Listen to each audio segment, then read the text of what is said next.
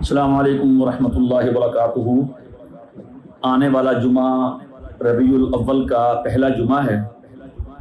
ظاہر ہے کہ یہ مہینہ جناب نبی کریم صلی اللہ تعالی علیہ وسلم کی ولادت و سعادت کا ہے، اور اس کے چاروں جمعوں میں سیرت مطہرہ کے مختلف گوشوں پہ گفتگو ہوتی ہے۔ لوگ کہہ دیتے ہیں کہ جی آپ ربیع الاول ہی میں سیرت کیوں بیان کرتے ہیں؟ اس کا جواب یہ ہے کہ ہم تو ہر سال پورا سال بیان کرتے رہتے ہیں الحمدللہ، اور ہر گفتگو میں، ہر درس میں، ہر بیان میں سیرت ہی کا پہلو پیش نظر رہتا ہے۔ لیکن چونکہ جیسے علماء نے لکھا ہے کہ اس مہینے میں ایک خاص کیفیت ہوتی ہے، سیرت النبی صلی اللہ تعالی علیہ وسلم کے حوالے سے ایک کیف بنا ہوتا ہے، اور سننے کا جذبہ، بیان کرنے کا شوق و ذوق، عمل کا جذبہ ہوتا ہے۔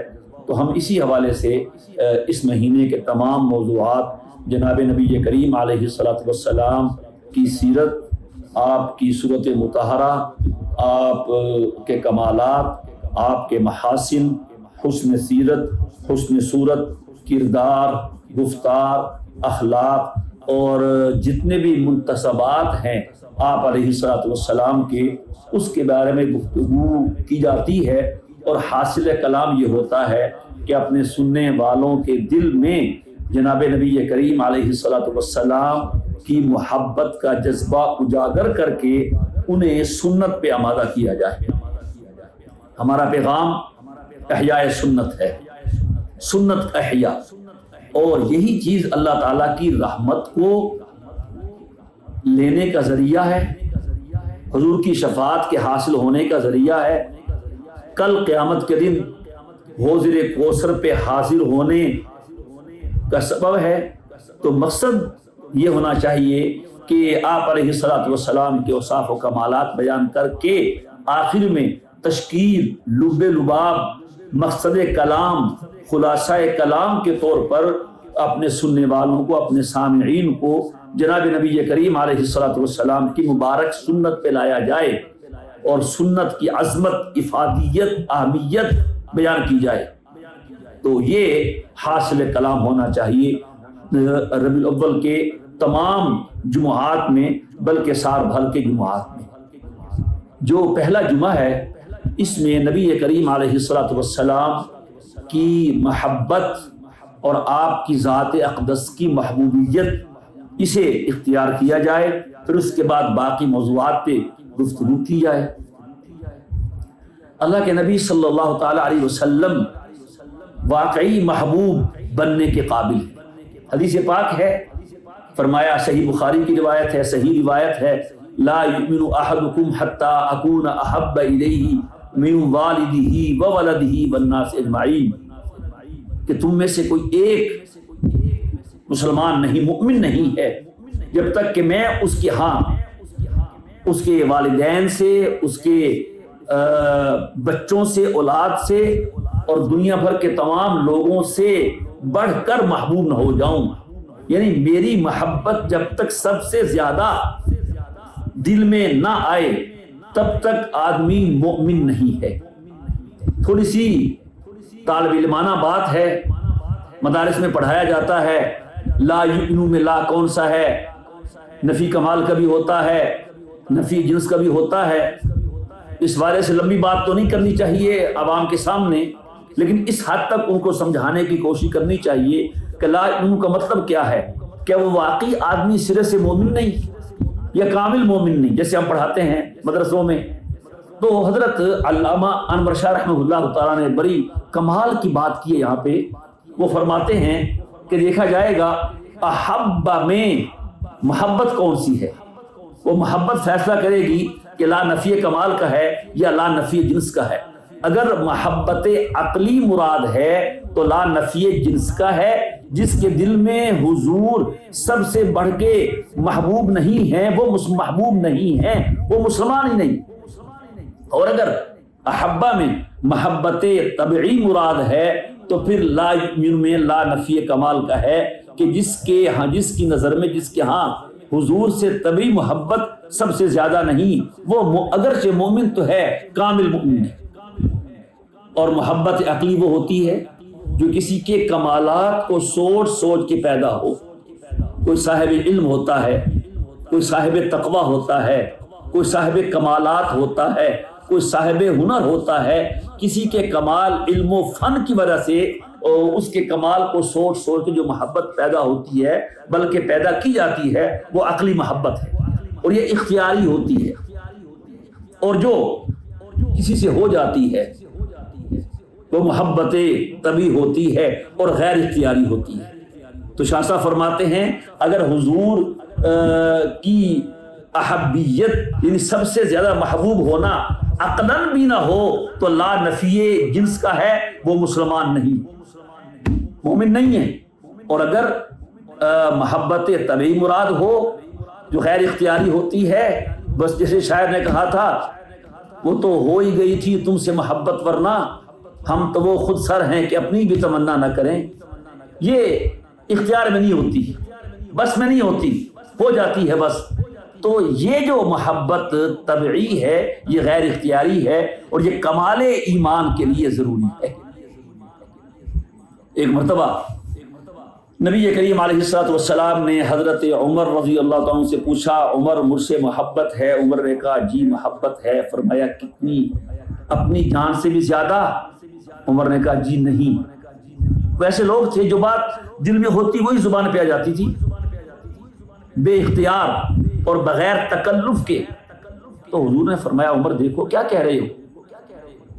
عمر کہتے ہیں میں نے سوچا اگر مجھے کسی موقع پر حضور کی جان بچانے کی خاطر اپنی جان قربان کرنی پڑے تو میں کیا کروں گا؟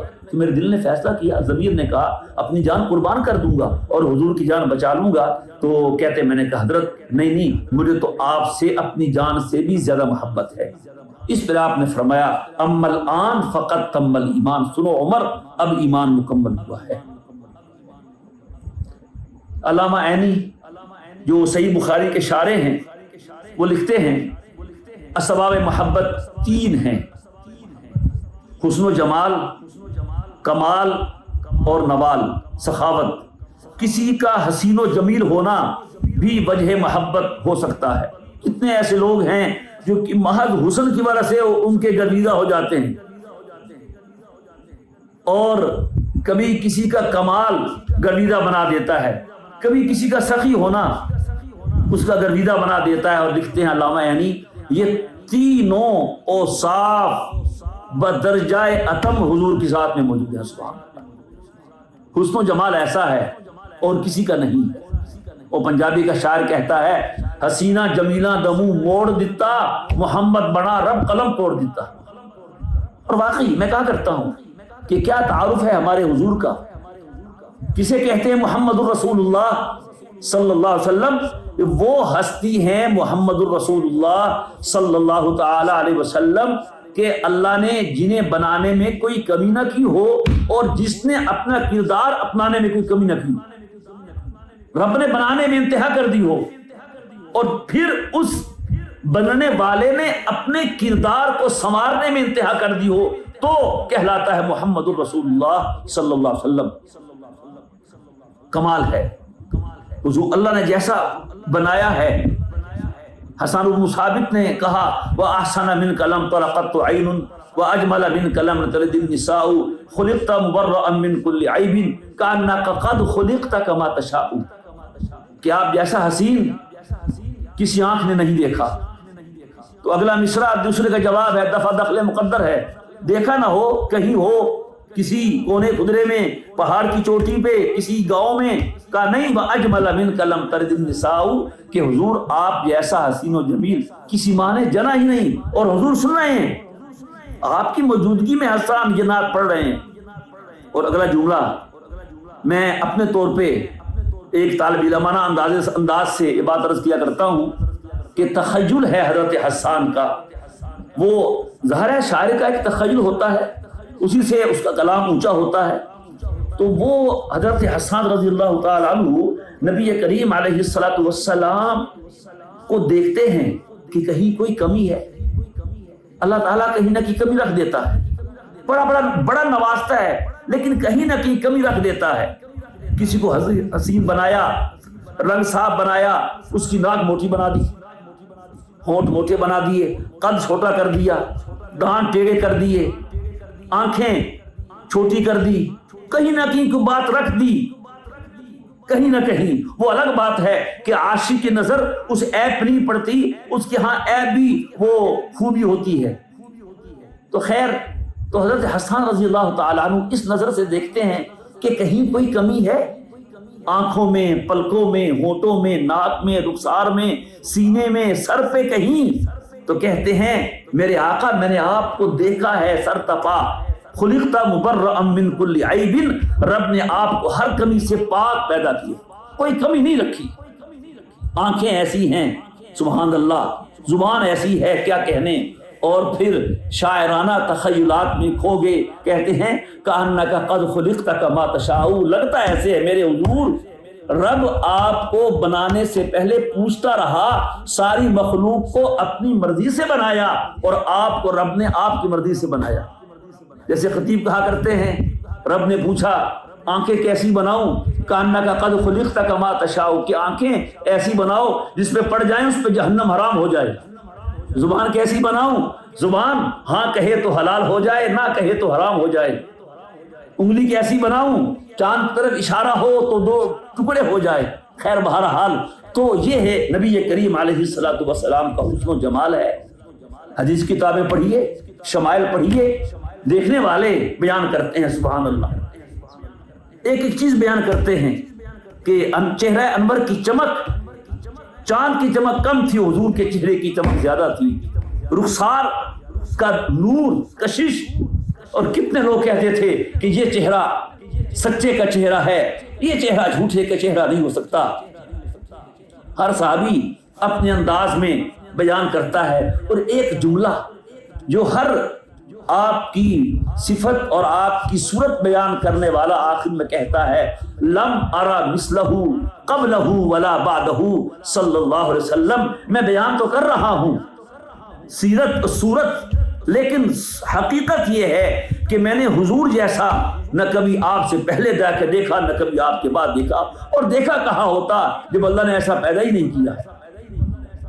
تو یہ حضور کا حسن و جمال ہے۔ بڑے بڑے حسین و جمیل ہوں گے، ناظرین و محجبین ہوں گے، دل بر دل ربا جان جانا نہ ہوں گے، لیکن پسینہ تو پسینہ ہوتا ہے۔ یہ کائنات کا ایک ہی حسین و جمیل ہے جس کے پسینے سے خوشبو آتی ہے، جو جہاں سے گزر جاتا ہے گلیاں خوشبو سے مہک اٹھتی ہیں۔ صحابہ کہتے ہیں ہمیں حضور کو تلاش کرنا ہوتا تو گلیوں کی خوشبو بتا دیتی تھی کہ تمہارے محبوب یہاں سے گزر کے ادھر گئے ہیں۔ پھر کو کتنا یسین ناظرین معجبین ہو، تھوک تھوک ہوتا ہے، نفرت کی شے ہے، لیکن خبردار جو حضور کے اس لعاب کو تھوک کہا بے ادبی ہو جائے گی۔ یہ لعاب دہن ہے، اس میں وہ برکتیں ہیں، جابر کے تھوڑے سے کھانے میں ملتا ہے، ہزاروں کے لیے کافی ہو جاتا ہے، اور روحا کے کنویں میں ڈلتا ہے، وہ کڑوا کنواں میٹھا ہو جاتا ہے، حضرت علی کی آنکھ میں لگتا ہے، آنکھ کا درد دور ہو جاتا ہے، اور جناب صدیق اکبر رضی اللہ تعالی عنہ کی ایڑی میں لگتا ہے، شام کا سحر دور ہو جاتا ہے۔ کوئی ایسا بھی یسین دنیا میں ہوا ہے؟ تو حضرت عائشہ کہتی ہیں سبحان اللہ لنا شمس وللآفاق شمس وشمسی خیر من شمس السماء وشمس السماء تطلع بعد فجر وشمس طالع بعد العشاء، کے لوگوں ایک تمہارا سورج ہے، ایک ہمارا سورج ہے۔ سنو، ہمارا سورج تمہارے سورج سے بڑھ کے ہے، تمہارا سورج تو صبح نکلتا ہے، شام کو ڈوب جاتا ہے، اندھیرا چھا جاتا ہے، اور ہمارا سورج دن بھر بھی چمکتا رہتا ہے، عشاء کے بعد بھی چمکتا رہتا ہے۔ یہ آپ کا حسن و جمال ہے سبحان اللہ۔ اور آپ کا جو حسن تھا وہ حسن ملیح تھا، ملاحت سے۔ یوسف علیہ السلام کا حسن حسن سبی تھا۔ حسن سبی وہ ہوتا ہے جس میں چمک دمک زیادہ ہو، لیکن جو پہلی نظر ہو اس کے بعد حسن میں اضافہ نہ نظر آئے۔ اور ملاحت وہ ہوتی ہے حسن ملیح کہ جیسے جیسے دیکھتے جائیں لمحہ بلمحہ حسن بڑھتا ہوا نظر آتا جائے سبحان اللہ۔ تو یہ آپ کو اللہ نے حسن صورت دی ہے تو یہ بھی وجہ محبت ہے۔ پھر دوسرا کمال آپ کا کمال آپ کی کامل سیرت سے ظاہر ہے۔ آئے تھے جنت کا رستہ دکھانے اور ایک چیز بتا کے گئے ہیں، رات سونا کیسے ہے، اٹھنا کیسے ہے، بیت الخلاء کیسے جانا ہے، پانی کیسے پینا ہے، ارے بالوں میں مانگ کیسے نکالنی ہے، شلوار کیسے پہننی ہے، اور شادی شدہ کے لیے رات بیوی کے پاس کیسے جانا ہے۔ وہ سنتیں بیان کی ہیں کہ بیت الخلاء سے لے کر بیت اللہ تک تمام طریقہ بتا دیا ہے۔ سبحان اللہ، یہ کمال نہیں تو اور کیا ہے۔ ایک مشرک حضرت سلمان فارسی کو تنگ کرنے لگا چھیڑنے کے لیے کہ سلمان سنا ہے تمہیں تمہارے نبی پیشاب کرنا بھی سکھاتے ہیں۔ یہ ایک کوئی کہ اعتراض تھا۔ کمال جہاں حضرت سلمان فارسی کے سبحان اللہ علماء نے لکھا ہے کہ اس مشرک نے جس چیز کو حضور کا عیب ثابت کرنے کی کوشش کی، حضرت سلمان نے اسی کو حضور کا کمال بنا کے پیش کیا۔ کہاں ہاں ہمیں بتاتے ہیں اور سارا طریقہ بتایا کہ ہم جب بیت الخلاء آئیں ہم بایاں پاؤں اندر رکھیں، قبلے کی طرف پیٹھ منہ نہ کریں، اور ہم بایاں پاؤں ہاتھ استعمال کریں، دایاں ہاتھ استعمال نہ کریں، ہم ہڈی سے کسی مخلوق کی خوراک سے اور لیل اور گوبر سے استنجا نہ کریں، جب جائیں تو یہ دعا پڑھیں، بایاں پاؤں اندر رکھیں، نکلیں تو دایاں پاؤں باہر رکھیں اور یہ دعا پڑھیں۔ یہ ہے کمال حضور کی سیرت۔ اور کوئی ایسا مسئلہ جو انسان کو پیش آنے والا ہو وہ حضور نے چھوڑا نہیں، بیان کیا ہے۔ تو کمال بھی سبحان اللہ آپ کی کامل سیرت سے، کامل کردار سے، کامل گفتار سے، کامل شریعت سے اور کامل نظام زندگی سے ظاہر ہے۔ تو یہ بھی کمال بھی حضور سے بجے محبت۔ اور پھر سخاوت، کیا کہنا حضور کی سخاوت کا۔ حضرت عائشہ رضی اللہ تعالیٰ عنہا فرماتی ہیں کہ جب رمضان کا مہینہ آتا تو آپ کی سخاوت تیز چلنے والی ہوا سے بھی بڑھ کے ہوتی تھی۔ ہوا کی سخاوت کیا ہوتی ہے؟ جب تیز آندھی چلے آپ دروازے بند کر دیں، کھڑکیاں بند کر دیں، روشن دان بند کر دیں، پھر بھی وہ کونوں خدروں سے سوراخ اندر آتی ہے۔ تو فرمایا کہ حضور کی سخاوت اس تیز ہوا سے بھی بڑھ کے ہوتی تھی۔ کالریح المرسلہ، وہ کیفی نے کہا تھا نا، حاتم کا ذکر کیا، وہ زمانہ گزر گیا، جاری ہے آج تک بھی سخاوت حضور کی۔ اور حدیث پاک میں آتا ہے کان رسول اللہ صلی اللہ علیہ وسلم احسن الناس واشجع الناس واجود الناس، حضور لوگوں میں سب سے بڑھ کے حسین تھے، سب سے بڑھ کے سخی تھے اور سب سے بڑھ کے بہادر تھے۔ تو تین وجہیں جو محبت کی ہوتی ہیں، حسین و جمیل ہونا، با کمال ہونا اور سخی ہونا، یہ حضور کی ذات میں پائی جاتی ہیں اور بدرجہ اتم پائی جاتی ہیں۔ پھر حضور نے بجا طور پہ فرمایا اور صحیح فرمایا کہ جب تک تمہاری نظر میں سب سے محبوب نہ بن جاؤں تم مومن نہیں ہو سکتے۔ تو حضور کی محبت کو دل میں بڑھائیں، پیدا کریں، اور اس کا طریقہ یہ ہے کہ ہم حضور کو پڑھیں، ہمارے سامنے محبوب کی سیرت ہو۔ ان کی زندگی 63 سال حضور نے گزارے ہیں، بچپن ہے، لڑکپن ہے، جوانی ہے، ادھیڑ عمر ہے، مکی زندگی ہے، مدنی زندگی ہے، وہی ملنے سے پہلے کا زمانہ ہے، وہی اترنے کے بعد کا زمانہ ہے۔ یہ سارے سبحان اللہ، کیا سورج کی چمک ہوگی اور کیا چاند کی روشنی ہوگی، جو حضور کی سیرت اور آپ کی صورت کی روشنی ہے، سب پہ حاوی ہے۔ تو پہلی بات تو یہ ہے ہم محبوب کو پڑھیں، محبوب رب العالمین کو۔ ہم تو معیار محبت بھی جدا رکھتے ہیں، ہم تو محبوب بھی محبوب خدا رکھتے ہیں۔ ان کی سیرت کو پڑھیں اور پڑھ کے حضور کی احسانات کو سوچیں اور اپنے اندر حضور کی محبت کو بڑھائیں۔ یہ کیا ہوا؟ جھنڈیاں لگا دی، جلوس نکال لیے، چراغاں کر لیا، بس جو نبی دلوں کو روشن کرنے آیا تھا ہم نے بازاروں کو روشن کر دیا۔ مناؤ جشن بہاراں اس احتیاط کے ساتھ کہ کسی چراغ کی لو سے کسی کا گھر نہ چلے۔ سنت اپنائیے، قرب رسول کا یہی ذریعہ ہے۔ تو حضور کی محبت پیدا کریں اور رفتہ رفتہ ہر دن زندگی کے ہر بڑھتے ہوئے دن میں، ہر نئے سال میں حضور کی محبت میں اضافہ ہونا چاہیے۔ سیرت پڑھیں، بے شمار لکھنے والے لکھے، ہر زبان میں لکھے۔ میں نے کتنی سیرت پڑھی ہے حضور کی، میں کتنا آگاہ ہوں حضور کی زندگی سے۔ آقا چلتے کیسے تھے، آقا کھاتے کیسے تھے، سوتے کیسے تھے، بات کیسے کرتے تھے، آپ کا معاملہ کیسے تھا بیویوں کے ساتھ، نواسوں کے ساتھ، اپنے داماد کے ساتھ، اپنے سسر کے ساتھ، سبحان اللہ کیا کہنے۔ تو یہ ہم حضور کی سیرت کا مطالعہ کریں اور حضور کی محبت میں اضافہ کریں، اور پھر محبت جب آتی ہے تو آدمی محبوب کا غلام ہو جاتا ہے۔ عاشقی چیز بندہ جانا بودن، دل دست او دادن و حیران بودن۔ محبت کیا ہے؟ محبوب کا غلام ہو جانا، دل اس کے ہاتھ پہ دے دینا اور حیران و پریشان ہو جانا۔ تو محبت محبوب کی غلامی کا نام ہوتا ہے، اطاعت و فرما برداری کا نام ہوتا ہے۔ محبوب کے آگے چوں چرا نہیں ہوتی، جھگڑے نہیں ہوتے، دلیل نہیں ہوتی، شوخہ پن نہیں ہوتا، عاشق چیختا چلاتا نہیں ہے، وہ اظہار نہیں کرتا ہے۔ وہ جن کا عشق ہو صادق وہ کب فریاد کرتے ہیں، لبوں پہ مہر خاموشی دلوں میں یاد کرتے ہیں۔ تو لہٰذا ہمیں حضور سے محبت بڑھانی چاہیے۔ یہی محبت صرف جزو ایمان نہیں، عین ایمان ہے۔